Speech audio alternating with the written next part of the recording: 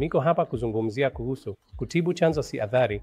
Kwa hivyo sisi madaktari wa upasuaji wa mifupa tumepewa mafunzo ya kufanya upasuaji, lakini tunapaswa pia kufundishwa kwa njia ambayo tunapaswa kufanya utambuzi sahihi. Hakupaswi kuwa na utambuzi mbaya.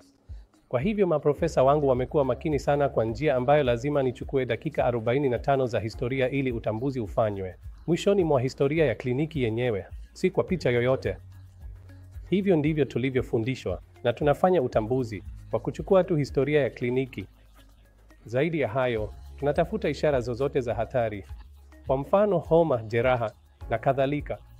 Tunatafuta ishara za hatari. Ikiwa kuna ishara zozote za hatari, tunaenda moja kwa moja kwa picha, hata hatuzingatii kitu kingine chochote.